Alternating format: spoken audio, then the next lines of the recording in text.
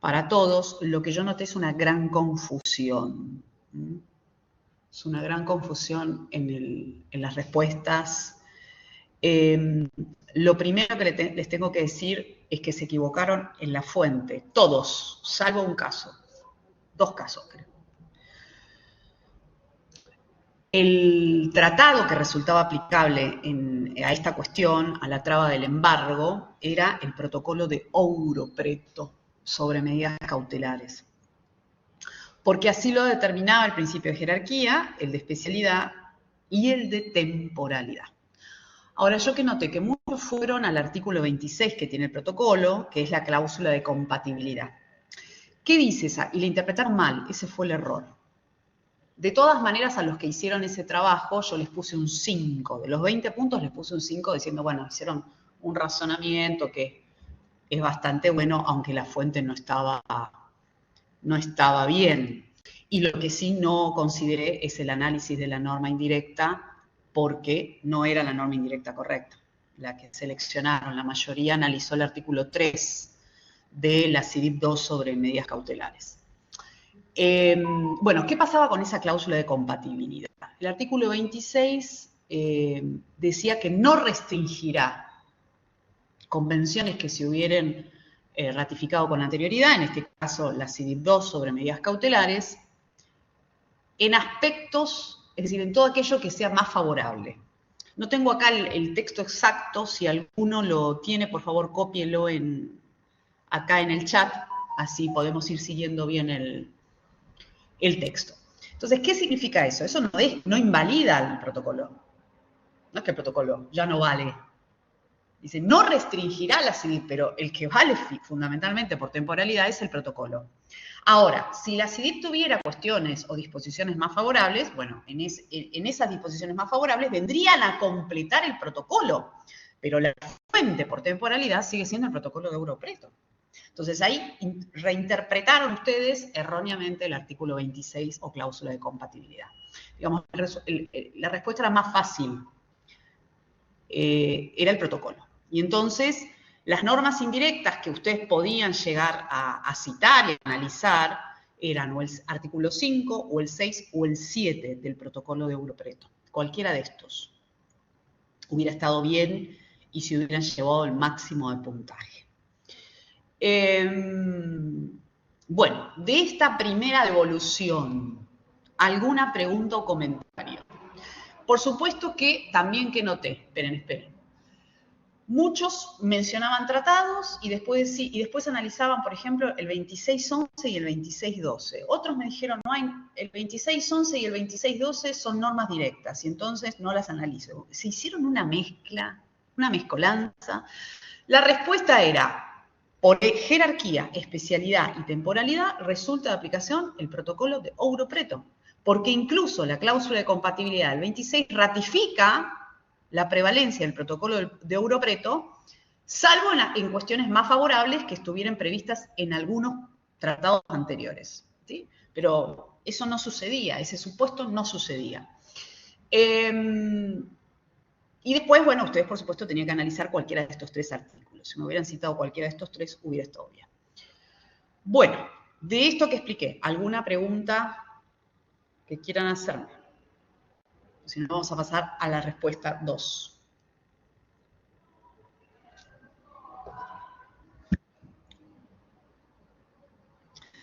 Bueno, ahora vamos a la respuesta 2. La respuesta 2 aludía al trato que el juez, en la pregunta A, 2A, que el juez le daba al derecho extranjero, es decir, al derecho paraguayo, porque este era un caso que nos vinculaba con Paraguay, ¿sí? Bueno, específicamente ahí el juez lo que cita es el artículo 2595.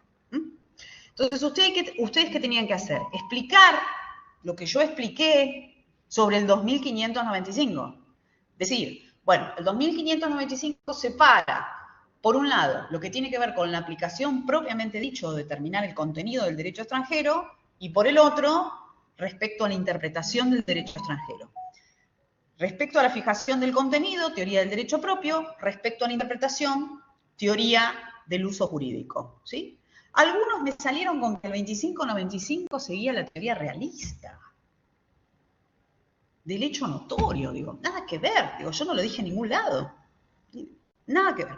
Entonces, algunos lo mencionaron al 25-95, después en la justificación o explicación del 25-95 pusieron cualquier otra cosa. Entonces, ustedes ahí en el punto 2A tenían que explicar qué posición tomaba el juez con respecto a ese tema, no a otros temas, a ese, al del derecho extranjero. Ahora vamos a la 2B. La 2B les preguntaba, ¿y ustedes están de acuerdo con lo que el juez hizo? Pero con respecto al 25-95, porque muchos me ponían, y no, porque en realidad la medida cautelar, y no tendrían que haber citado el 26-11, si se fueron a cualquier otro lado, en vez de quedarse en la pregunta acerca del trato al derecho extranjero. Entonces, la respuesta era sí o no. Bueno, ¿cuál es la correcta? No tenían que estar de acuerdo. Hubo 2 o 3 que me lo pusieron. Y ahí están los aprobados, ¿no? 2 o 3 lo pusieron correctamente. No estoy de acuerdo con lo que hizo el juez con respecto al derecho extranjero. ¿Por qué? Porque con Paraguay tenemos de aplicación la CIDIP 2 sobre normas generales del derecho internacional privado, artículo 2, que impone la aplicación oficiosa del derecho extranjero. Es decir, tiene una posición diferente a la de nuestro 2595, ¿sí? Algunos lo pusieron genérico, yo algo de puntaje le puse, por supuesto, es que no califiqué eso. Me dijeron, no estoy de acuerdo con el juez porque el juez tendría que haber aplicado la teoría de la extranjería. Bien eso, pero ¿qué le faltó? El fundamento normativo. Porque, que tendrían que haber seguido poniendo, porque hay una CIDIP, que es la 2, no la de medidas cautelares, sino la de parte normas generales del derecho internacional privado, que establece que el derecho extranjero se aplica de oficio. Entonces, ahí estaba el fundamento normativo y quien hubiera puesto todo esto se hubiera llevado el máximo de puntaje. Esta es la respuesta 2 completa. Bueno, con respecto a esta respuesta, preguntas, dudas, ¿se entendió? ¿No se entendió? Sí, profesora, yo lo entendí. Gracias. Sí, está bien. Bueno. Vamos a la 3, ¿sí? Vamos a la 3. En la 3 se les preguntaba si el juez, primero, si había una cuestión previa, cuál era y qué teoría utiliza el juez. Y segundo, si el juez califica, qué es lo que califica y con qué teoría lo hace. Bueno, yo que noté acá, hubo varios que hacían un desarrollo teórico, pero no me contestaba esto que yo preguntaba. Y está bien, ustedes me dicen qué es calificar, cuáles son las teorías, pero si no me contestan lo que yo estoy preguntando, y mal les puedo poner, si les puse algo, 5 puntos, digo, por poner el mínimo, ¿no? Depende si la teoría que bajaron estaba bien, pero no les puedo poner el máximo puntaje o cerca del máximo puntaje si ustedes no contestan lo que se les pregunta. Para eso está la consigna. Entonces, vamos con la primera, sería el 3A. ¿Hay una cuestión previa? Sí, hay una cuestión previa. ¿Cuál es? El proceso de alimentos que tramitó en Paraguay. ¿Cuál es la cuestión principal? El exhorto, donde se solicita la traba del embargo. Es decir, el juez, para trabar el embargo acá en Argentina, necesita validar lo que pasó en el proceso de alimentos en Paraguay. Entonces, hay una cuestión previa, está claro. Ustedes tenían que identificar cuál es. Algunos lo hicieron bien, otros no supieron identificar cuál era la cuestión, se confundían. Que era a la inversa. Me pasó a leer incluso que habían identificado a la cuestión previa y principal a la inversa. Bueno, segunda cuestión. ¿Qué teoría usa el juez? Había 2 que yo había explicado, teoría de la jerarquización o teoría de la equivalencia. Teoría de la jerarquización, el juez debería utilizar el derecho argentino para validar el proceso de alimentos. Teoría de la equivalencia, el juez utilizaría el derecho paraguayo para validar el proceso de alimentos. Bueno, aquí se darán cuenta que la teoría que utiliza el juez es la teoría de la equivalencia, no de la jerarquización. Varios me pusieron jerarquización. Ahora, vamos a calificar. El juez va a categorizar, y lo dice, utiliza el término específico en el fallo, ¿sí? Categoriza la retención directa como medida cautelar. Y lo hace, porque después lo que hace es citar jurisprudencia argentina, lo hace requiriendo, es decir, utilizando la lex fori, que es la ley propia, el derecho argentino. Una vez que ustedes respondieran esto y quisieran explicar qué significa la lex fori o qué significa categorizar, genial. Ahora, si ustedes solo poniendo qué significa categorizar y qué es la lex fori no me hubieran dicho que esa era la posición del juez, iba a estar incompleto y no se hubieran llevado el máximo de puntaje, ¿no? Por eso se notan los puntajes que son bajos, son muy bajos. Bueno, esto es con respecto a la pregunta 3. ¿Alguna pregunta o duda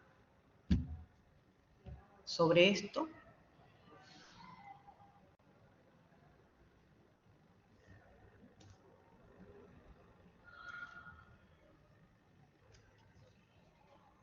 No, profe, yo en mi caso no veo la nota, así que estoy tratando de ver las respuestas y ver más o menos si me pasa eso, que estoy como en una nube todavía.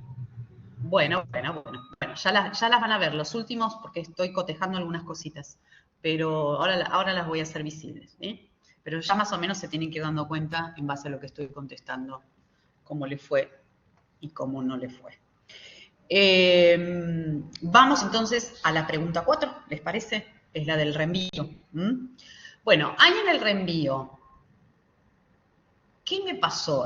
¿Qué pude ver en el reenvío? Algunos citaban textual la posición del juez y después en la explicación me decían totalmente lo contrario. Entonces, ahí se estaban invalidando. Yo les dije que ojo con eso. Me dio la pauta de que efectivamente no se había entendido. Bueno, ¿el juez qué dice en el fallo? Dice que la norma indirecta argentina, que es el artículo 3, él elige el 3. Nosotros ya sabemos que tendría que haber elegido otro, pero bueno, en la graficación es lo que el juez hace. Parte del 3 de la Civil 2 sobre medidas cautelares, eso lo remite al derecho extranjero, y no va a la norma directa del derecho paraguayo, sino que va a la norma indirecta del derecho paraguayo, que él no cita, no la identifica, pero dice, voy a la norma indirecta del derecho paraguayo, y esa norma indirecta, norma de derecho internacional privado, dice él, acepta el envío. Con lo cual, la teoría que adopta el juez es la teoría de la referencia media, teoría de la referencia media o aceptación. Entonces, ¿qué pasaba? Algunos citaban ese párrafo y después me decían teoría de la referencia mínima. O me decían, el juez va al derecho de fondo o sustancial paraguayo. Entonces, se invalidan, se contradicen en su respuesta. Algo de puntaje le puse, pero obviamente no les puedo poner el máximo porque tendría que ser, no tendría que haber contradicción en la respuesta. Después, el gráfico, bueno, el gráfico a veces pasaba que usted me hacía en el gráfico bien, pero en su justificación, la justificación estaba mal.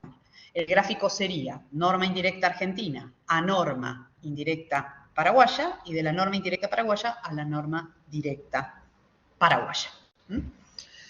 Bien, la pregunta 4B es, ¿ustedes estaban de acuerdo con lo que hizo el juez? Y la respuesta es, sí, estamos de acuerdo. ¿Y la justificación cuál es?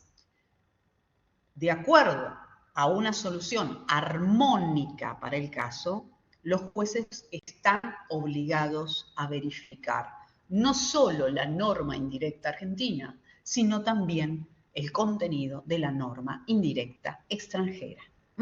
Entonces, eso es lo que ustedes tenían que poner, si sí estoy de acuerdo, porque el juez hace ese trabajo. No tendrían que haber estado de acuerdo si el juez hubiera ido solo a la norma directa paraguaya. Bueno, de esta pregunta número 4, a ver si queda alguna duda o comentario.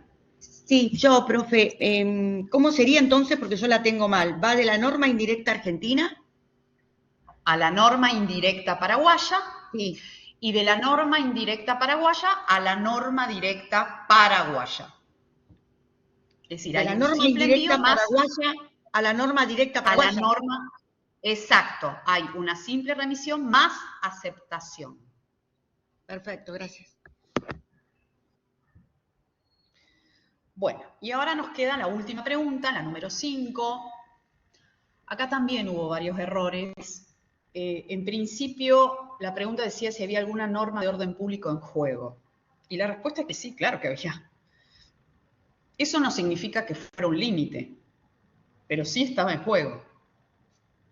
Es decir, que cumpliera la función de limitador. Yo creo que algunos se confundieron ahí y pensaron, bueno, en realidad no hay un límite. Como el juez dice, no hay un límite que impida dar cumplimiento al exhorto, entonces no está en juego el orden público. Y no es real.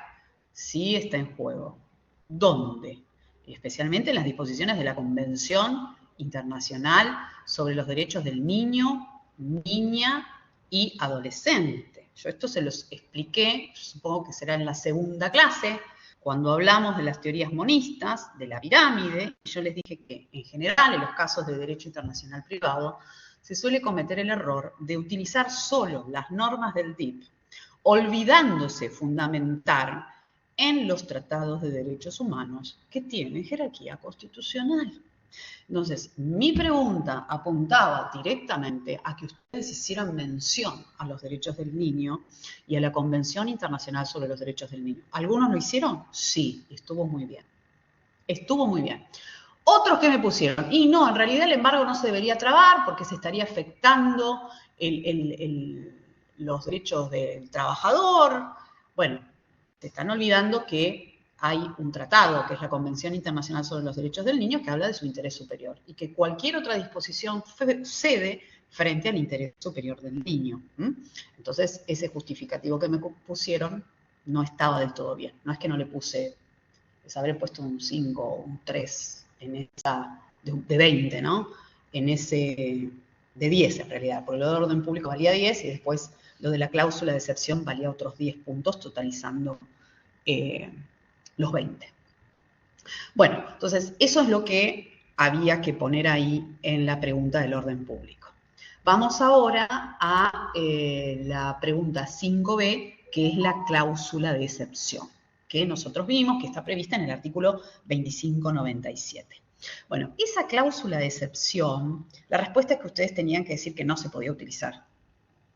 No se podía utilizar. ¿Por qué? Bueno, porque teníamos de aplicación un tratado. Y el 2597 es una solución que me otorga el código. Encima viene del common law. Algunos pusieron eso y yo les di algo de puntaje. Entonces, esa cláusula de excepción existe si no resultara de aplicación un tratado. En este caso resulta de aplicación un tratado. Es otra cosa que me pusieron algunos. El tratado, el protocolo de Europreto o la CIP sobre medidas cautelares es un tratado que aborda el método sustancial.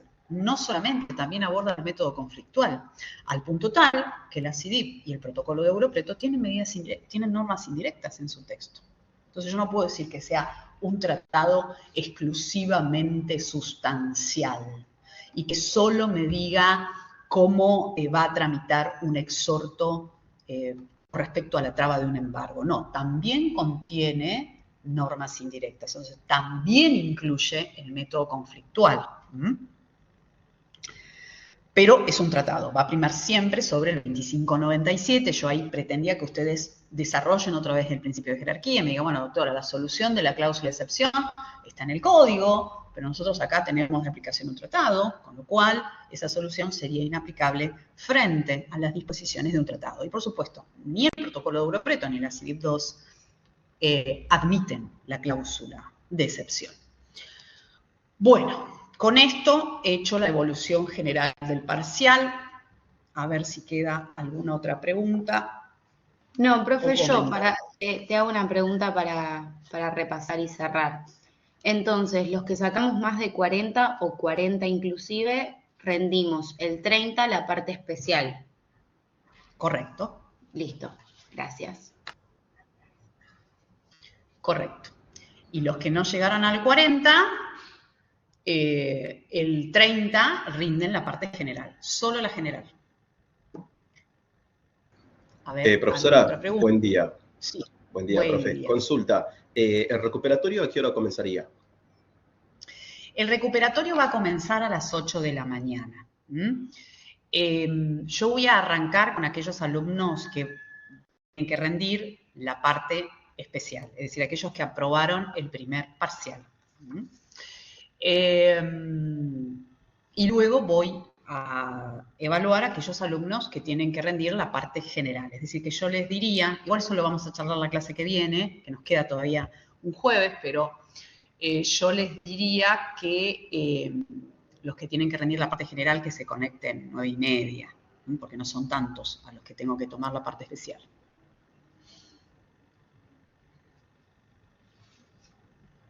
Si alguno que tuviera que rendir la parte especial tuviera dificultades a las 8, lo vemos. Digo, vamos a tener flexibilidad. Yo voy a estar toda la mañana tomando. Así que no es problema. Nos acomodamos. Y si alguno tuviera alguna dificultad laboral también, me dice, doctora, necesito rendir primero. Bueno, no hay problema. Yo les tomo primero. Ok. Luciana. Sí, profe, justamente yo le iba a decir eso, que yo rindo la parte general, pero ese jueves tengo una entrevista de trabajo, así que se me podría tomar primero antes que la parte especial y después ya está. Sin dudas, Luciana. Mire, yo la estoy anotando primero. Perfecto. Dale, gracias. Bien. De nada. Bueno. Bien. Ok. Entonces, hoy vamos a ver el tema de derecho de la niñez. Voy a hacer voy a ir marcando los tips más importantes. La fecha del segundo parcial es el 30 de noviembre, el último jueves. No, Noemí, efectivamente, usted no rindió igual que Gómez, Doria, María, que no dieron el primer parcial. Y después hay gente que no me contestó directamente, 0 en las preguntas. Es el caso de Jorge Fernández y es el caso de Morresi Samantha. No pusieron nada. Con lo cual, bueno, van a poder rendir los temas de la parte general el 30 de Gerina. Así que tienen que preparar para el 30 toda la parte general. Y es esa la posibilidad. Bueno, me esperan un segundito que ya arrancamos entonces con la clase del día de hoy.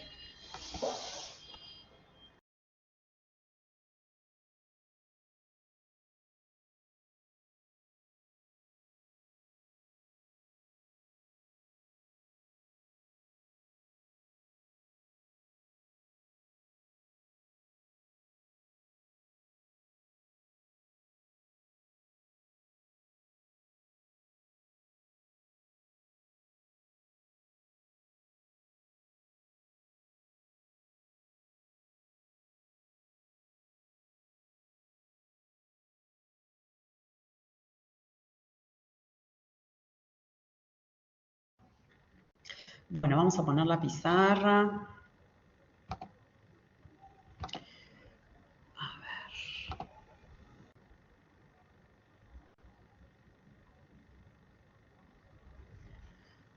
Hoy vamos a ver las cuestiones relativas al derecho de familia internacional. Y dentro de ese gran título vamos a analizar la restitución internacional, la adopción internacional, los alimentos y algunas cuestiones de filiación. El material, como les dije hace un ratito, ya está visible en la plataforma para que ustedes lo puedan analizar. Y la clase que viene vamos a ver algunos temas básicos de contratos, sociedades y concursos. Y con eso vamos a cerrar las temáticas de la parte especial. Bueno, ¿qué es la restitución internacional? La restitución internacional es un proceso de carácter civil cuyo objeto es el pronto reintegro del niño a su residencia habitual cuando ha sido sustraído por alguno de sus progenitores o por quien tiene algún contacto con el niño. Así, dada la definición, la restitución se diferencia de otros dos procesos que se le parecen mucho, que son la sustracción parental y el tráfico internacional de niños. La sustracción y el tráfico son ilícitos penales Y yo acabo de marcar que la restitución internacional es un proceso civil que va a tramitar ante un juzgado civil o ante un juez de familia si fuera en la provincia de Buenos Aires.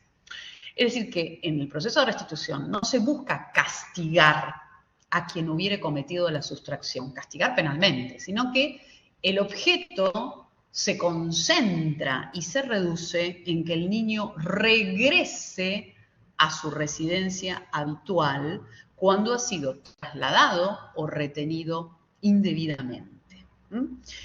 Y esto me lleva a explicar los dos elementos desencadenantes del proceso de restitución, que es el traslado ilícito, que eso sucede cuando el niño sale del país sin la debida autorización.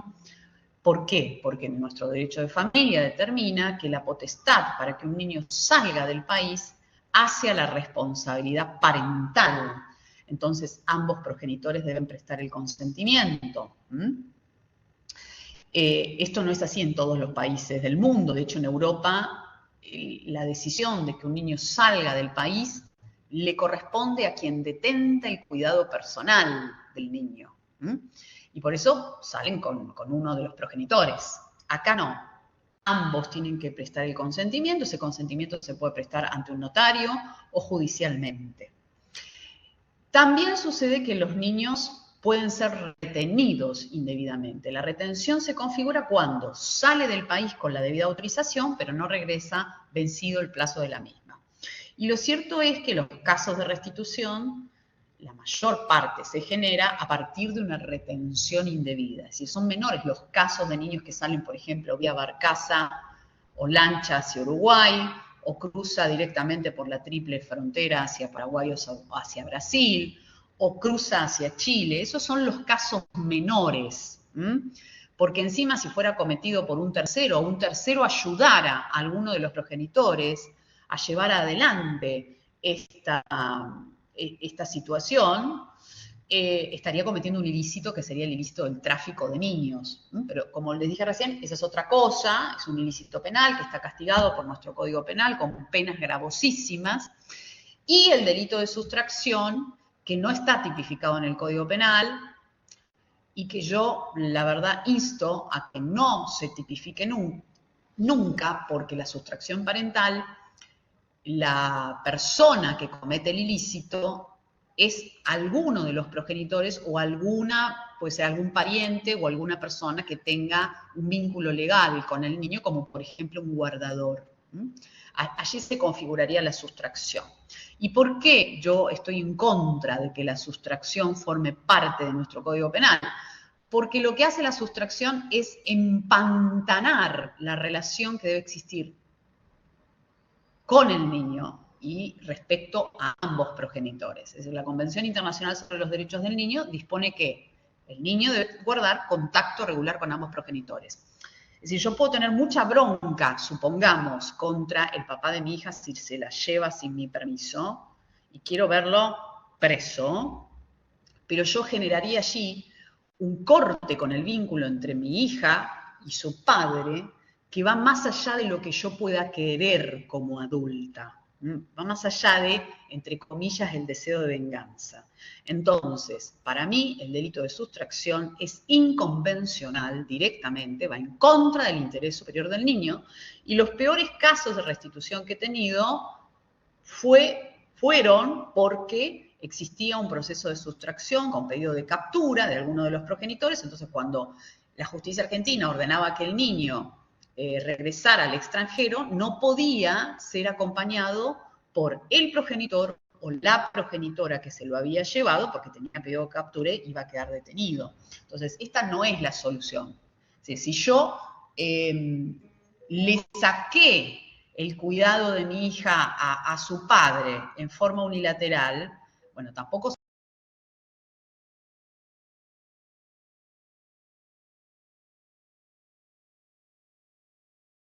con ambos progenitores. Bueno, veo que se cortó un poquito. ¿Me escucharon? Parecía que se había cortado. Sí, se cortó, pero volvió enseguida. Ah, bueno. Perfecto, maravilloso. Bueno, les decía entonces que Otra cosa importante, además de esta definición, son las características del proceso de restitución. Es decir, yo que suelo preguntar en el final, ¿qué es la restitución? En el final o en el parcial, ¿qué es la restitución? ¿Y qué características tiene el proceso de restitución? Bueno, en primer lugar, el proceso de restitución es un proceso autónomo. ¿Qué significa que sea autónomo? Que es independiente de cualquier discusión acerca de la idoneidad o inidoneidad de alguno de los progenitores. Es independiente. La característica de que sea autónomo surge a partir de los convenios de restitución, que en el caso de la República Argentina tiene ratificado 3. Por un lado, la Convención Internacional de La Haya de 1980 sobre los aspectos civiles de la sustracción internacional de menores. Este convenio ha sido ratificado por más de 80 estados y vincula a la Argentina, especialmente con países de Europa y con Estados Unidos.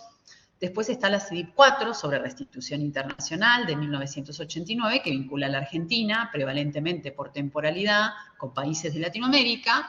Y por último, el convenio bilateral sobre protección internacional de menores con Uruguay. Bueno, este tercer convenio cayó en desuso debido a la cláusula de compatibilidad que tiene la CIDIP 4 sobre restitución internacional.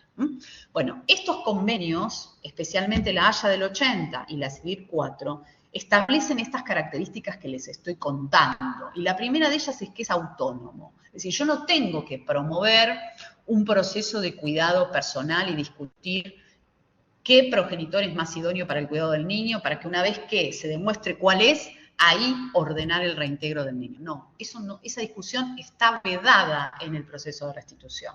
El proceso de restitución vendría a ser como una medida autosatisfactiva, sería más parecido a una medida cautelar, porque yo, con demostrar dónde el niño tenía su residencia habitual y si ha habido un traslado ilícito o retención indebida, automáticamente debería obtener una orden de reintegro. No me tengo que meter en el fondo del asunto. Y esta característica de la autonomía, a mi criterio, en el día de hoy, o por lo menos hace 20 años atrás, viene complicando terriblemente los procesos de restitución. ¿Por qué? Porque en más del 80% de los casos, las familias que traen sobre la mesa del juzgado alguna de estas problemáticas manifiestan situaciones de violencia de género. ¿Y a qué me lleva el principio de la autonomía y no discusión de la situación de fondo? Me lleva a vedarles la posibilidad de discutir la existencia o inexistencia de situaciones de violencia. Impiden que la justicia pueda abocarse a tratar esas cuestiones de violencia. Y para mí, esa veda es inconvencional e inconstitucional. ¿Por qué? Porque tanto la Convención de La Haya como la CIDIP sobre restitución son tratados clásicos, no son tratados de derechos humanos que tienen jerarquía constitucional en el sistema jurídico argentino. Entonces yo siempre debo preferir la Convención Internacional sobre los Derechos del Niño y siempre debo preferir la CEDAW, la Convención Internacional contra todas las formas de discriminación de la mujer. Entonces, si viene un grupo familiar y me plantea una situación de violencia, yo no les puedo decir, miren, esto no lo pueden discutir acá. Vuelvan al país donde sufrieron violencia y discútanlo allá. No puedo anteponer un formalismo al tratamiento íntegro y el deber de juzgar con perspectiva de género. No debería hacerlo, ¿no? Pero bueno, acá lamentablemente la justicia, los fallos mayoritarios no hacen este cruce, o como yo le digo, no hacen el debido control de convencionalidad y tenemos fallos desastrosos y casos desastrosos de restitución que terminan saliendo en la tele, ¿no? Por la situación de injusticia que genera. Bueno, entonces, ya hablamos de la característica de que sea autónomo. La segunda característica es que es un proceso que tramita de oficio, significa que lo único que hay que promover es la demanda y luego el juez debería actuar solo.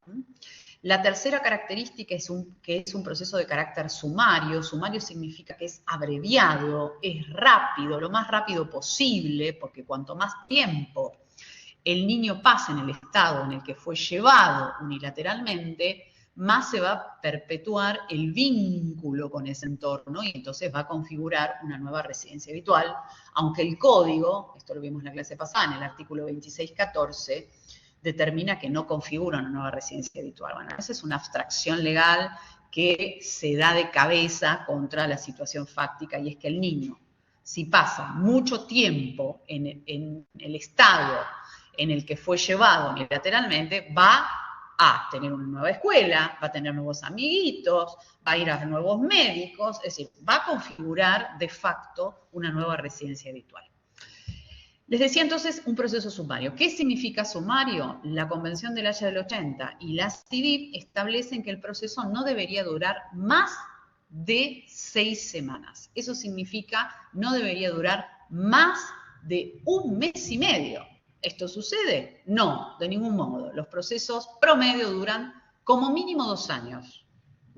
Yo he asistido al leading case, no leading case porque se haya hecho las cosas bien, sino porque hicieron las cosas mal, que duró 8 años, que es el caso Reyes con Francesconi. Entonces, fíjense, el proceso que más duró 8 años, el que menos dura 1 año, y después ahí está el promedio, 2, 3 años, por ahí funciona. Entonces, imagínense, ¿qué pasa con el niño durante ese tiempo? Y ya tiene una nueva residencia habitual. Entonces, no solo le voy a generar el daño, no solo le generé el daño de que lo saqué o le cambié su residencia habitual, sino que ahora le voy a generar un nuevo daño pidiéndole que regrese después de 3 o 4 años de tramitación de un proceso. Entonces, por eso las convenciones hablan de 6 semanas. Acá me gustaría citar la opinión del doctor Misraji, que es juez de Cámara, de la Cámara Nacional en lo Civil, y Misraji, y yo estoy de acuerdo con él, propone que si se vence el plazo estipulado por las convenciones, es decir, si el proceso de restitución tarda más de 6 semanas, ya está. Se cae el objetivo del convenio, se cae la aplicación del convenio, entran en vigor especialmente los principios de derechos humanos, y la justicia debería rechazar la restitución, de plano, porque estaríamos cometiendo una injusticia. Bueno, y me queda la última característica, que es que el proceso de restitución es un proceso de carácter gratuito. Eso significa que no hay que pagar tasa ni sobretasa de justicia, aunque sí corresponde abonar honorarios a los abogados, que por cierto, el honorario tiene carácter alimentario. Bueno, hasta acá con las características, porque ahora me gustaría meterme en el proceso de restitución propiamente dicho. ¿Alguna pregunta? ¿Algún comentario que quieran hacerme?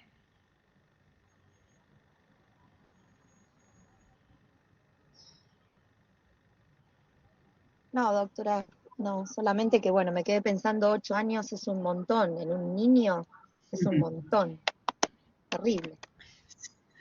Es un montón, porque ustedes ahora van a ver en el proceso, se pueden presentar recursos y en realidad es lo que corresponde. En el marco de un proceso yo no puedo impedir el derecho de defensa en juicio, así que se presentan recursos y no conozco caso de restitución que no haya llegado a la Corte Suprema de Justicia de la Nación, porque es un proceso que está guiado y reglamentado por tratados. Y todo lo que tiene que ver con la interpretación de los tratados es competencia de la Corte Suprema de Justicia de la Nación y también es competencia del recurso extraordinario federal. Bueno, vayamos ahora entonces sí al procedimiento. El procedimiento de restitución se inicia con la presentación de un formulario de denuncia ante Cancillería. A ver si me dan un segundito, porque ya que tenemos el sistema este de Blackboard, se los puedo mostrar. Es una página, ese formulario, que fue diseñado por la Cancillería Argentina. Y allí, ya lo estoy tratando de visualizar, esperen, y allí ustedes van a encontrar ese formulario. Bueno, está un poquito lenta.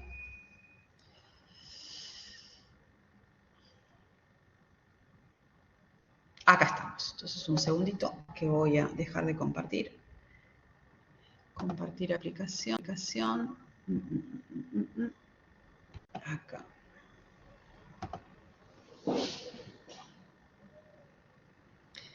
Bueno, ustedes lo están viendo. Fíjense, esta es la página diseñada por la Cancillería Argentina, por el equipo de restitución internacional que tiene la Cancillería Argentina, que es la autoridad central que se va a encargar de aplicar estos tratados y de colaborar con la justicia cuando tenga que tramitar un proceso de restitución.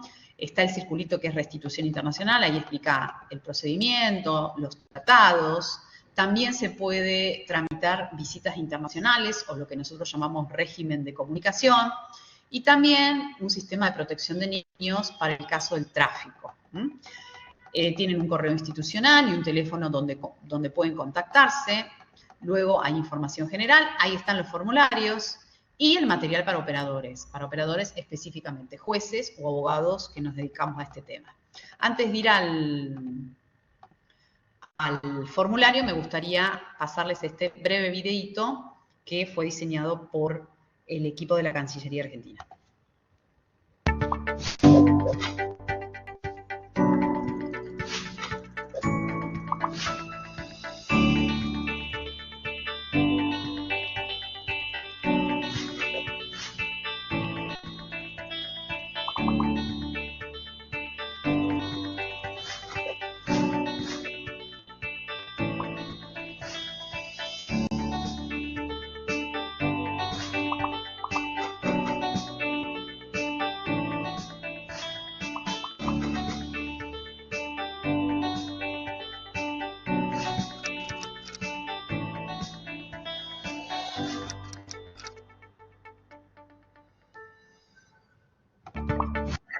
Bueno, muy interesante el videíto, es básico, tienen ahí la definición de restitución y ahora yo voy a ir, fíjense, en formulario, estoy cliqueando, solicitar una restitución internacional, voy allí y se va a desplegar un formulario que ahora lo voy a hacer visible para explicarlo rápidamente.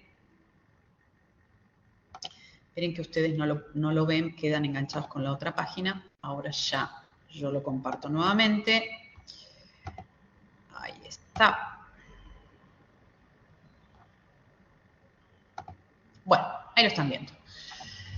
Está el escudito argentino. Ustedes al inicio van a tener que marcar si resulta de aplicación la Convención de La Haya o la Convención Interamericana, porque yo ya les había dicho que el convenio bilateral cayó en desuso. Luego, ustedes tienen que poner los datos del niño o niña que ha sido sustraído. Miren que no me está pasando de página y no sé por qué. Está re lenta. Ay, Dios mío. Bueno, me parece que voy a seguir. Esperen un segundito, que me está pidiendo tiempo la computadora. Todo que no haya.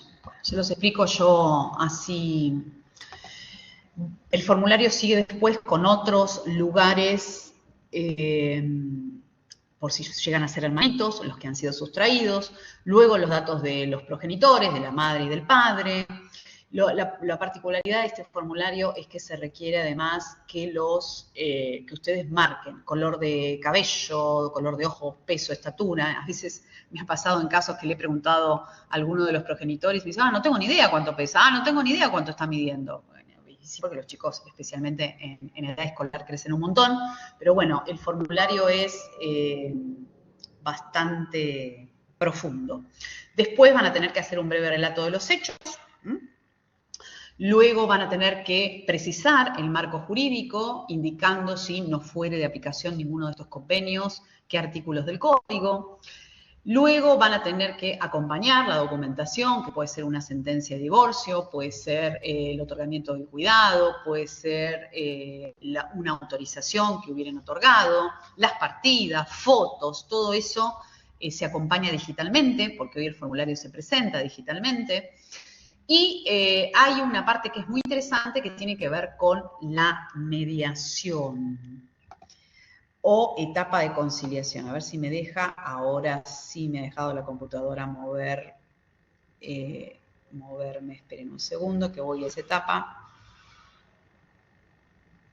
Ahí dice, punto 9, etapa voluntaria previa, es decir que ustedes tienen la posibilidad de marcar allí el deseo de que Cancillería intervenga como autoridad central designada a tal efecto para intentar la devolución voluntaria del niño. En ese caso, nuestra Cancillería se va a contactar con el Ministerio de Relaciones Exteriores del extranjero, donde estuviera el niño, e intentarán, mediando ambas autoridades centrales, la devolución voluntaria. ¿Esto ha sucedido? Sí, ha sucedido más de una vez, por eso yo recomiendo marcar el punto 9, el deseo de intentar una etapa voluntaria.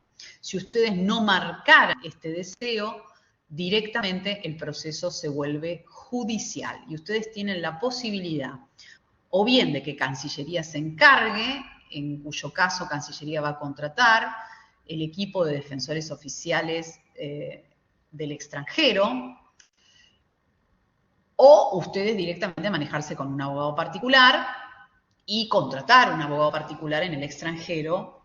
Ahora vamos a ver bien ante qué juez hay que tramitar el proceso de restitución, ¿sí?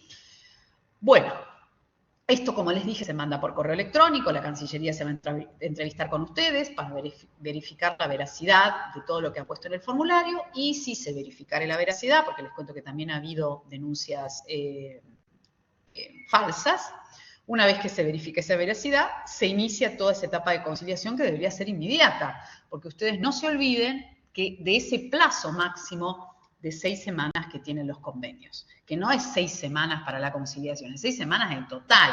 El plazo también es demasiado exiguo y no entiende lo que implica la tramitación de un proceso judicial en Argentina o en cualquiera de los países de Latinoamérica. Por ahí en Europa es muchísimo más rápido, por ahí en Estados Unidos es muchísimo más rápido, pero acá no.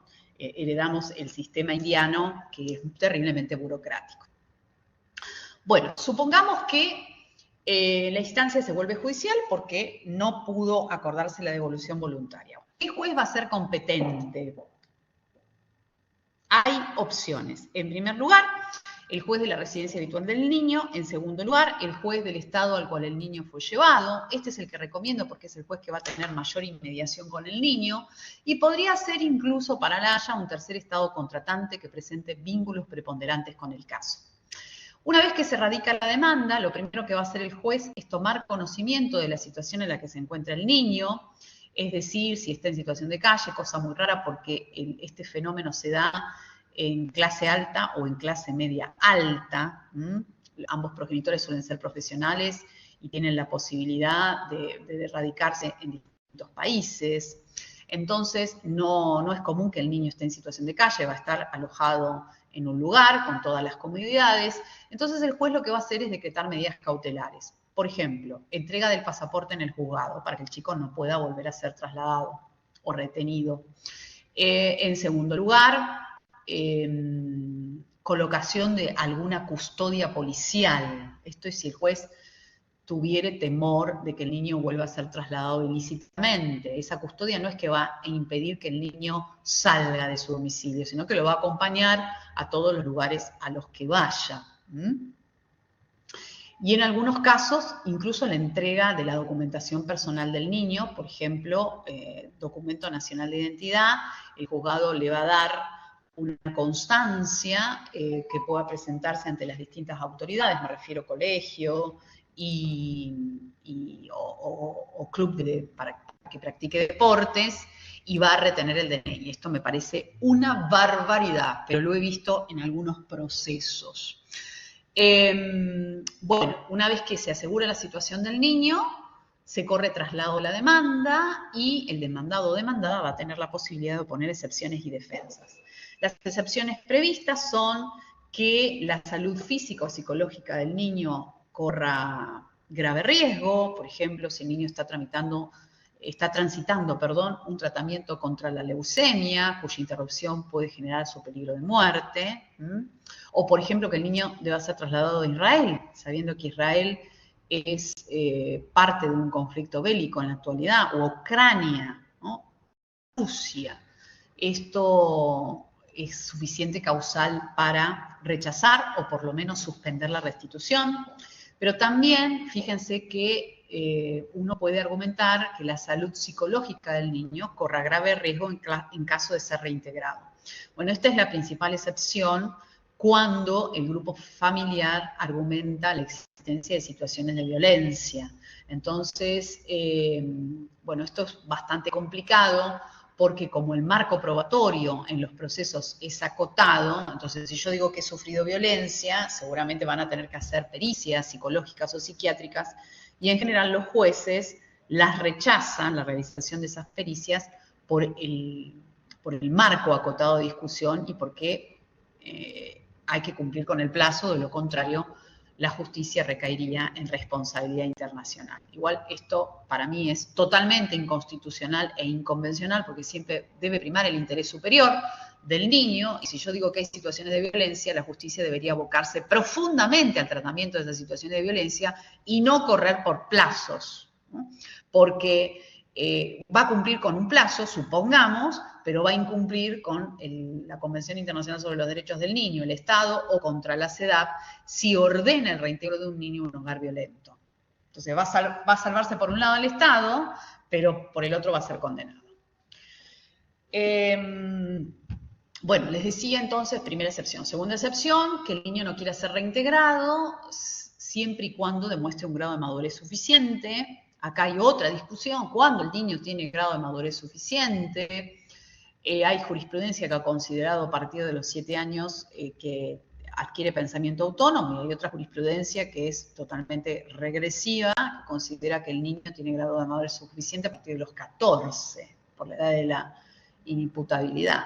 Esto también es una barbaridad para mí, y más como están los chicos hoy en día. Lo sé perfectamente por mi hija, ustedes lo deben saber seguramente por sus hijos, que los chicos cada vez vienen más despiertos y pueden fundamentar su decisión independientemente de lo que nosotros los progenitores querramos. Después, la tercera excepción es que el actor, el requirente, el actor o la actora, haya consentido el traslado ilícito o retención indebida o no haya ejercido debidamente su derecho de custodia. Yo creo que esta excepción nos conecta con el análisis de la cuestión de fondo. Vieron que yo les había dicho al inicio, no, la cuestión de fondo está vedada, no se puede analizar qué progenitor es más idóneo. Sin embargo, esta excepción, al referirse a quien haya ejercido debidamente el derecho de custodia, está haciendo alusión a la cuestión de fondo. Sin embargo, los jueces argentinos, por lo menos la jurisprudencia mayoritaria, sistemáticamente rechaza analizar las situaciones de violencia vividas, a pesar de que este inciso del artículo 13 me permitiría analizarlas. Y después tenemos en la Haya del 80 el artículo 20 que prevé la última excepción, y es que se puede rechazar una restitución si el país que requiere el reintegro se encuentra fuera del sistema de promoción y protección de los derechos humanos, ¿sí? Por ejemplo, que llegue un pedido de restitución a la Argentina desde Jordania. No, la respuesta va a ser de ningún modo, ¿no? Porque Jordania no es ratificante de los tratados de derechos humanos. Sin más, el gran caso que dio visibilidad en los procesos de restitución, que fue el caso Arias Uriburu, fue con Jordania. Y por eso no tuvo nunca solución judicial, porque Jordania no es ratificante de ninguno de los tratados. Es lo que se conoce como un Estado paraíso. Bien, y hay una defensa. ¿La defensa cuál es? La de la prescripción. La acción de restitución prescribe al año desde el momento en que el niño ha sido trasladado o retenido indebidamente, cuando se sabe dónde fue trasladado o retenido. Puede ser mayor al año porque ese plazo va a empezar a contarse si no se sabía dónde estaba, cuando se toma conocimiento del lugar en el que se encuentra el niño, o incluso podría ampliarse si se demuestra que el niño no se amoldó al nuevo lugar al que fue llevado, porque su desempeño escolar es pésimo, o porque tiene dificultades de interacción con otros pares, y requiere de tratamiento psicológico psiquiátrico. Hay distintos modos de probar si el niño no se amoldó a este nuevo lugar. Bueno, Luego de presentadas las excepciones o defensas, el proceso se abre a prueba. Los tratados no dicen, no se refieren a un plazo probatorio ni restringen los medios probatorios, pero ahí entra en juego la llamada Guía de Buenas Prácticas, que es una acordada que elaboró la Corte Suprema de Justicia de la Nación, donde, por ejemplo, dispone que el proceso de restitución debería asimilarse a un proceso sumarísimo y que, por lo tanto, el plazo probatorio no debería exceder de 10 días, una locura, porque ¿qué podemos hacer en 10 días? Y que la prueba idónea sería la documental y la informativa, y por eso los jueces, invocando una acordada en contra de la amplitud de los tratados que estamos mencionando, no hacen lugar a una constatación ambiental, por ejemplo, no hacen lugar a la prueba pericial o psiquiátrica, no hacen lugar a la testimonial, vulnerándose enormemente el derecho de defensa en juicio. Bueno, una vez producido el plazo probatorio, el juez va a dictar sentencia, o bien ordenando la restitución, o bien rechazando la restitución.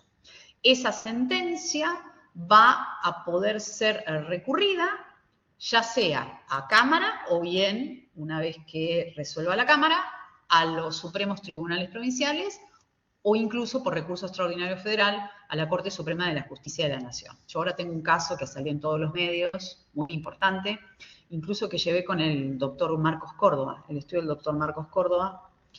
Primera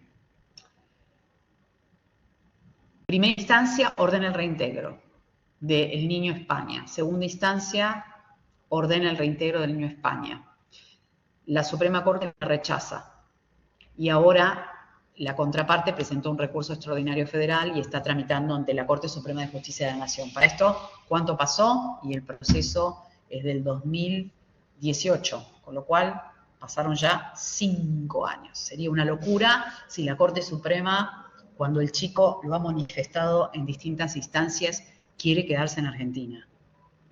Es su deseo, ya es suficientemente maduro. Sería una locura si la Corte Suprema toma la queja y reintegra al niño a España después de tanto tiempo, ¿no? Ahí vamos con otra vez la duración de los procesos. Bueno, Valeria me dice, qué buen tema de tesis, profe. Sin dudas, este es un temón de tesis. Hay un montón de cuestiones para trabajar. Yo he tutelado a varios alumnos y alumnas que han trabajado la restitución y no me canso de hacerlo porque, reitero, hay muchas temáticas que se pueden trabajar y no se repetiría con respecto a otras tesis. Así que quedo a disposición de aquellos o aquellas que eligieren este tema o algún otro de Derecho Internacional Privado para acompañarlos en esa tutoría. Bueno, supongamos, porque me falta el tema de medidas de regreso seguro, supongamos que la justicia ordena el reintegro. ¿Y ya está? ¿Al chico se lo sube a un avión y chau? No. Gracias a la importancia de los derechos humanos en el sistema jurídico argentino, la justicia viene ordenando lo que se conoce como medidas de regreso seguro. Y ahí yo podría preguntarles el día del examen, ¿qué es una medida de regreso seguro? Bueno, ¿qué implica? Que el niño debe ser reintegrado acompañado por el progenitor que se lo llevó o la progenitora que se lo llevó, no solo, no sedado en un avión, porque eso es totalmente inhumano y vulnera el interés superior. Si hace 5 años, en el caso este que les comenté recién, el nene está con la madre, ¿cómo lo voy a mandar en el avión solo? La madre lo tiene que acompañar, tiene que seguir teniendo contacto con ese niño, por lo menos.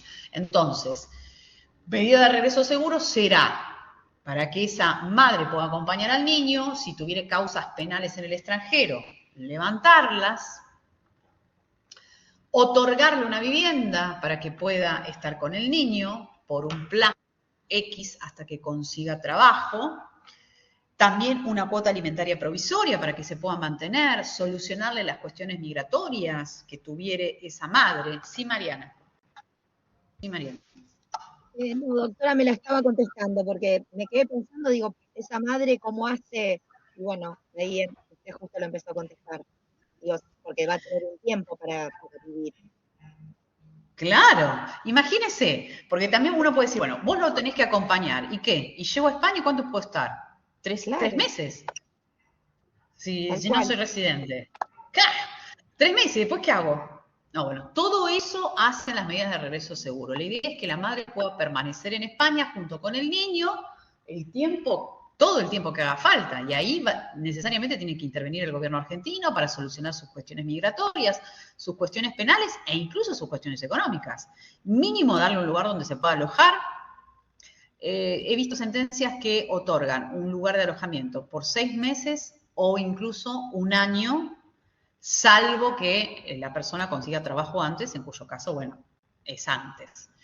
Y también me parece cortísimo, porque imagínense, si bien esa persona estuvo en ese país antes, dejó todo y por mucho tiempo. Estamos hablando de 5 años acá en Argentina. Ya no tiene contactos en España. Tiene que volver a rehacer todo en España. No es sencillo. Para nada sencillo. Por ahí se le cayó la residencia también. ¿No? Si tenía una residencia antes, se le cayó porque se vino para acá. Hay que presentar documentación siempre para mantenerla, ¿no? Y por ahí encima tiene un proceso penal. En el caso de esta señora también, el padre le hizo un proceso penal en España. Entonces, todo eso hay que solucionarlo. Bien, eso se llama medidas de regreso seguro, que pueden de algún modo empantanar el propio cumplimiento del proceso de restitución.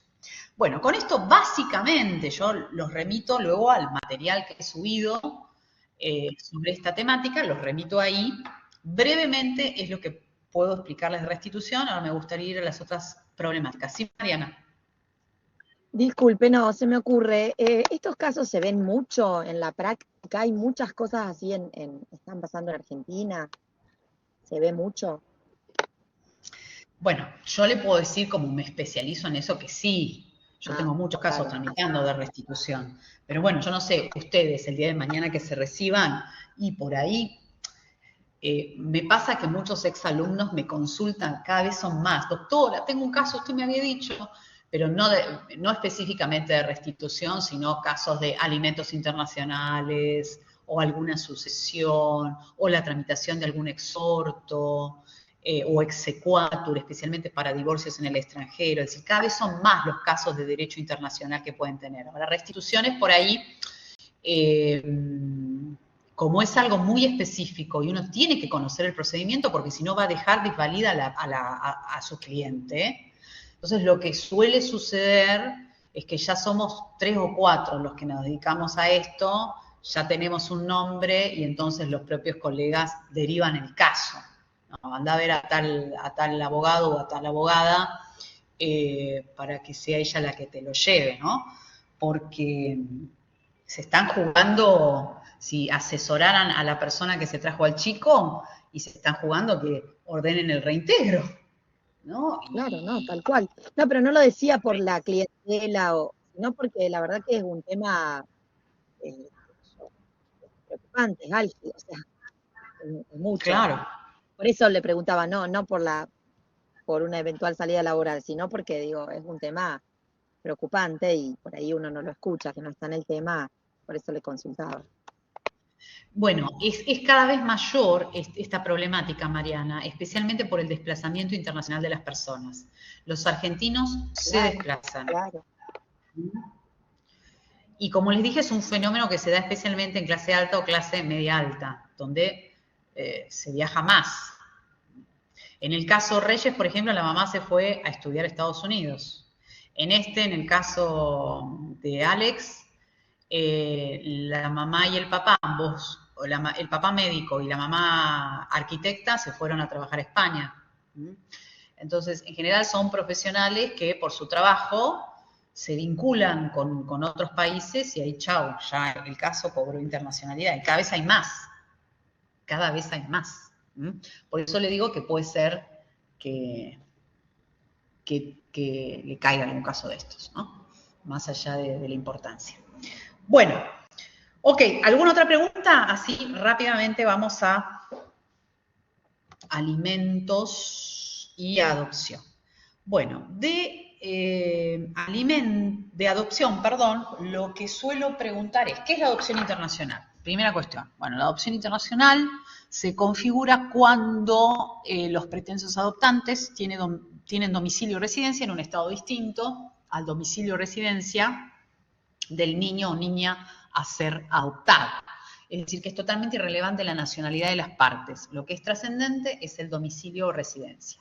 Y eso va a configurar la llamada adopción activa o pasiva. Activa es cuando el niño a ser adoptado tiene domicilio o residencia en Argentina y los pretensos adoptantes en el extranjero. Y la pasiva la inversa. El niño a ser adoptado tiene domicilio o residencia en el extranjero y los pretensos adoptantes tienen domicilio o residencia en Argentina. Bueno, suele andar dando vueltas por ahí un apunte que es erróneo, que dice que la adopción internacional activa está prohibida en Argentina. Eso no es verdad. La adopción internacional activa está permitida en Argentina al punto tal que hay 2 artículos en nuestro Código Civil y Comercial, que son el 2635 sobre jurisdicción y el 2636 sobre derecho aplicable, que se refieren a la adopción internacional activa. Así que no está prohibida. Lo que sí es que hay ciertas limitaciones. Y ahora voy a referirme a esas limitaciones. La primera limitación es que la adopción internacional activa no tiene de aplicación fuente convencional. ¿Por qué? Porque la Argentina no ratificó las convenciones sobre adopción. ¿Qué convenciones tenemos? La Haya de 1993 sobre adopción internacional, la CIDIP 3 sobre adopción internacional,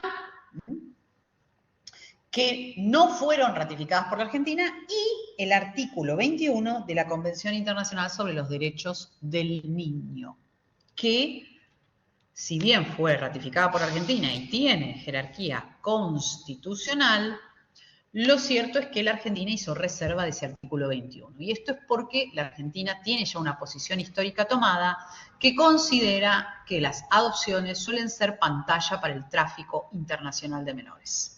Y ha pasado más de una oportunidad que europeos han venido a adoptar chiquitos argentinos para luego destinarlos a la prostitución infantil, el trabajo esclavo o incluso el tráfico de órganos. Y también está demostrado que hay una ruta internacional del tráfico donde América Latina es un continente netamente proveedor de niños y Europa un continente envejecido que requiere niños. Aunque esta cadena ya no creo que se dé tanto, especialmente por la cantidad de migración musulmana y africana que ha tenido Europa. Entonces, eso de esa curva que declina, me parece que ahora no se da. Pero en su momento era bastante importante. Bien, así que creo que no habría ningún impedimento para que la Argentina ratifique estos tratados de adopción internacional. Bueno, como no tenemos de aplicación la fuente convencional, sí tenemos la interna. Y la interna, el 2635, impone que los casos de adopción internacional activa tramiten ante el juez del domicilio o residencia del niño. Ese es un ejemplo de jurisdicción exclusiva por razones de orden público.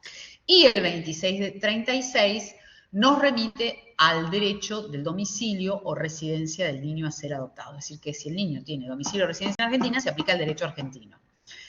Y ahí tendríamos que remitirnos a las disposiciones del Código Civil y Comercial en materia de adopción.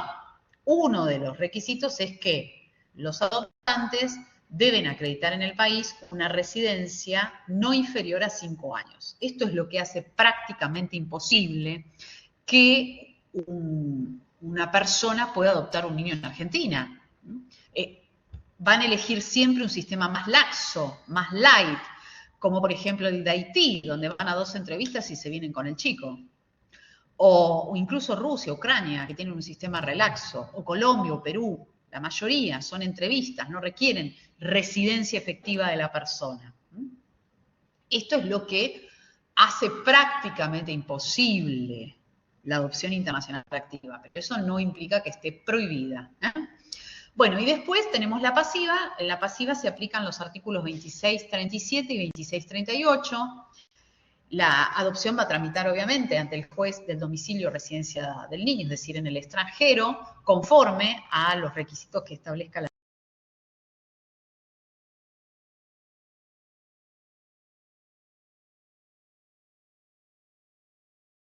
¿Qué valor tiene?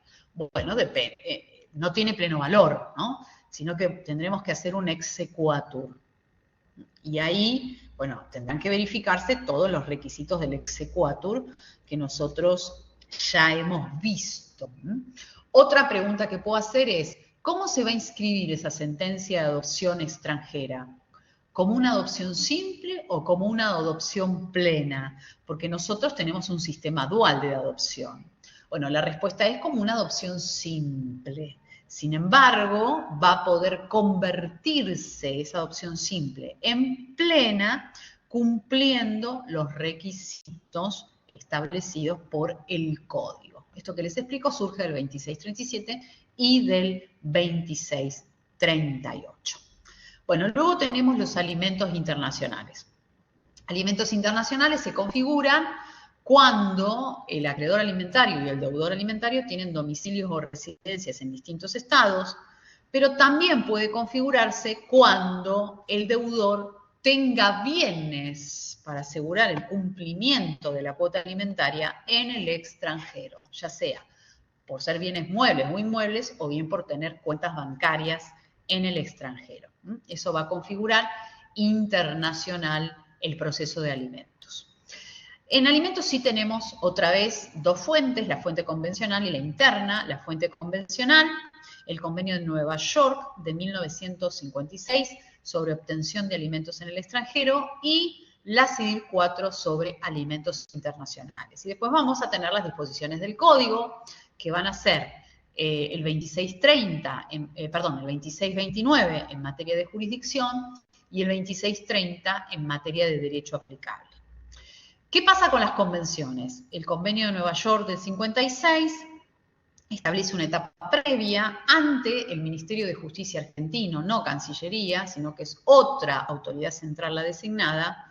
Establece una etapa previa de conciliación en donde nuestro Ministerio de Justicia se reunirá o intercederá con la autoridad central extranjera a fin de fijar una cuota alimentaria y el pago voluntario también de esa cuota mediante la suscripción de un acuerdo, el que será presentado para su homologación ante el juez del domicilio del deudor alimentario.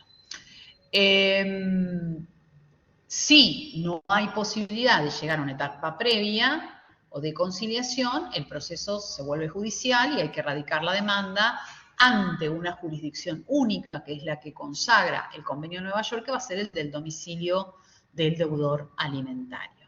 Se prefiere esa jurisdicción a la del acreedor porque se está pensando en el incumplimiento y la posibilidad de solicitar la ejecución del acuerdo o de la sentencia que fije una cuota alimentaria.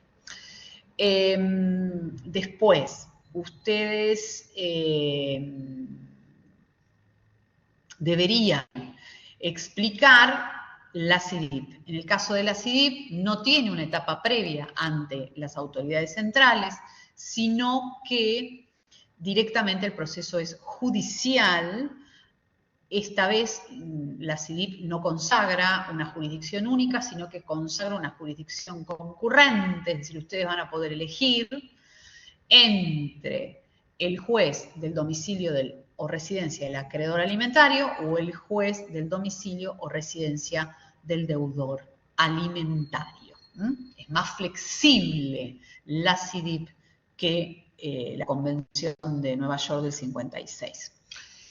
Y luego están las disposiciones del código. Lo del código me remito a los artículos y al material que subí, pero bueno, deberían saber que estos dos artículos se refieren a tres supuestos distintos en materia de alimentos. Por un lado, el alimento que forma parte de un reclamo de divorcio, luego el reclamo alimentario en forma autónoma, es decir, que no depende de algún otro proceso, y por último, el reclamo alimentario que es consecuencia de la formulación de un acuerdo.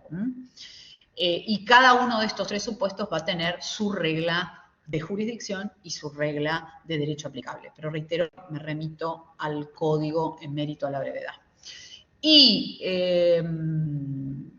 después tenemos cuestiones de filiación que se encuentran dispuestas en los artículos 2631, 2632, 2633. Estos artículos establecen que el derecho aplicable va a ser el derecho del domicilio del niño, del domicilio residencia del niño, al momento de ser reconocido, pero nos consagra opciones, es decir, que serían normas indirectas con puntos de conexión alternativos, porque también podremos utilizar el derecho del domicilio del pretenso, no del pretenso, sino del progenitor que va a realizar el reconocimiento. Y acá es importante, lo puedo llegar a preguntar el día del examen o del final, los nuevos casos en materias de filiación, ¿sí? Porque lo que se considera acá es la maternidad subrogada y cuando quien presta el consentimiento para llevar adelante los tratamientos de fertilidad no es aportante del material genético. Es decir, se ha evolucionado muchísimo en cuestiones de ciencia que impactan directamente en los principios de filiación. En principio, nuestro código en el artículo 558 dispone la doble filiación, es decir, que serán inscriptos como progenitores de un niño, primero, quienes hubieran prestado su consentimiento, es decir, que pueden ser no aportantes de material genético, y segundo, dos personas, es decir, o un papá o una mamá, o dos papás o dos mamás. Sin embargo, ya ha habido casos jurisprudenciales, como por ejemplo el caso Juli, que ha admitido la triple filiación. Y fue así que una niña se anotó como hija de una mamá y dos papás, ¿sí? El papá del corazón y el papá que tenía vínculo biológico con la niña. Sí, Mariela. Sí, profe, solamente agregar el dato que son 38 casos actualmente porque es mi tema de tesis. Ah, muy bien, Mariela. Bueno, fíjense cómo ha avanzado. Este es un tema muy interesante también de tesis. Este es un tema que ha avanzado muchísimo jurisprudencialmente. El primero, usted me corregirá, Mariela, no sé si el primero fue el caso de Juli, de la justicia tucumana, o habrá sido el segundo, y después, bueno, sí hubo una seguidilla de casos. Sí, hubo casos anteriores, lo que pasa es que se hizo vía administrativa, los dos primeros casos. Y a partir de la sanción del código en el 2015 aparecieron el resto de los planteos ante la justicia para reclamar triple filiación, que en un principio eran por las TRA, y después se incorporaron mediante otras fuentes, ya sea por adopción, y lo que yo hago hincapié justamente por lo más disruptivo, que es la socioafectividad, y ya hay 3 casos planteados con origen en socioafectividad. Excelente, claro, sería el famoso padre o madre del corazón, claro, totalmente. Bueno, me encantaría, Mariela, ponerme en contacto con usted para tener alguno de estos fallos de la socioafectividad. Me interesa muchísimo esa temática. Bueno, entonces es un tema que está cambiando, evidentemente. Ay, buenísimo, Mariela. Y el caso de Cuba también, perdón que le interrumpa, me pareció lo más novedoso porque Cuba tiene un código de las familias y lo incorporaron justamente como cuarta fuente filiatoria. Claro. Claro, excelente. Bueno, nuestro código se quedó corto, porque fíjese que es uno de los más modernos, 2015, y la verdad, haber consagrado la doble filiación ya era una barbaridad. Pero bueno, pensemos que el de Vélez sobrevivió tanto y este ya tiene que ser reformado, de alguna manera está siendo reformado jurisprudencialmente. Cuando yo la he escuchado a Marisa Herrera ir en contra del 558 y plantear su inconstitucionalidad, pero evidentemente su voz no fue la que se consideró al momento de la aprobación del 558.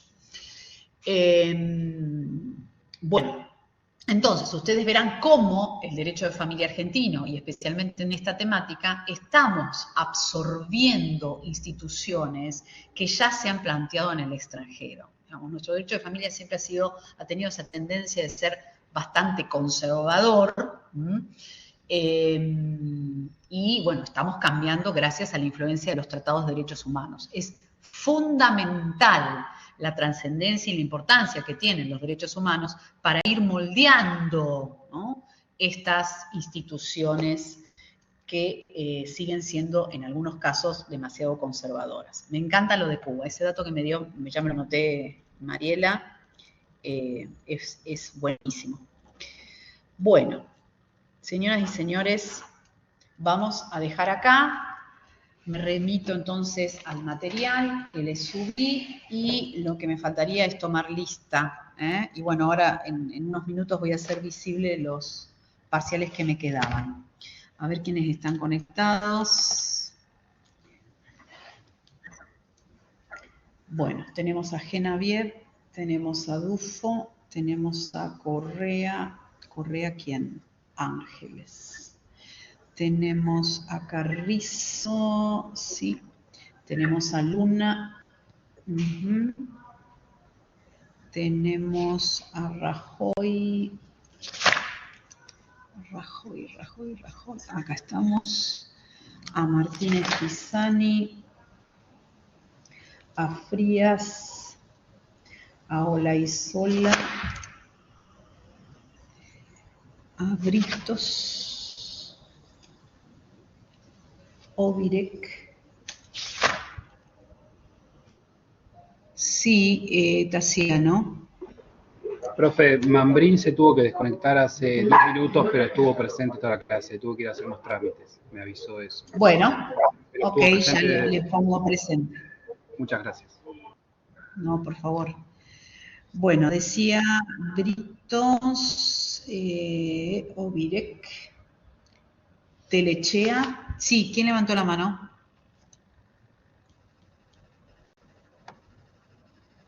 No, profe, me olvidé de bajarla, ya está, perdón.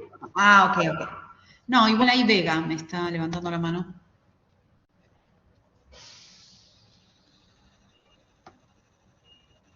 No la escuchamos. Bueno, Pérez Luciana también está presente. Vega del Valle, presente también. Serrano, presente. Vinci, Arregui, Vega Marisa, Núñez. Sí, Mariana. Doctora, ahí en el WhatsApp del grupo, alguien Sí. llamado Nati, debe ser Natalia, que puso que había tenido un accidente la nena, que se retiraba. Vi que a Frías se lo puso y bueno, Frías también puso, pero bueno, Nati puso eso y por eso le avisaba para que me pusiera el presente.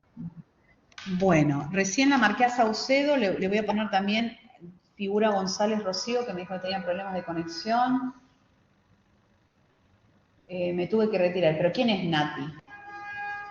Claro, eso no sé, por eso, ¿cómo está? Creo que es Anís, o algo así el apellido. ¿Quién es? Creo que es Anís, o algo así el apellido. Natalia. Ah, Sanitz. Sí, yo la vi por ahí, es verdad, estuvo presente. Bueno, después les decía que puse a Saucedo, Correa Nazareno también. Después está Mamani. Perfecto, Mamani. Sayago también. Tejerina también está presente. Medina también.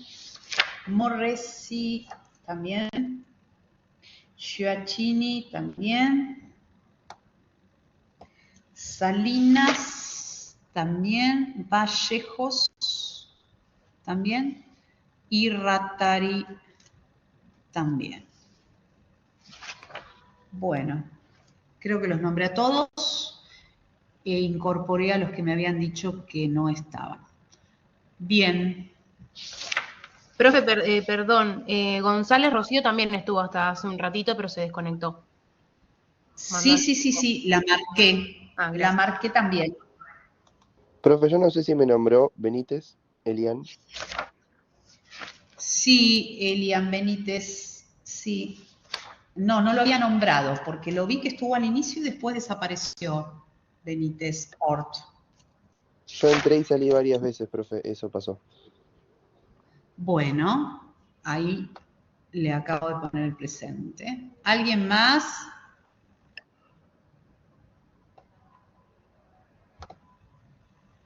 Yapura Julieta. Bueno, también le puse el presente. Bárbaro. Genial, entonces nos estamos viendo el jueves que viene y ahora ya en un ratito hago visible los que me faltaron. Bárbaro, hasta luego. Chao, profe, hasta luego. Chao, profe, hasta luego.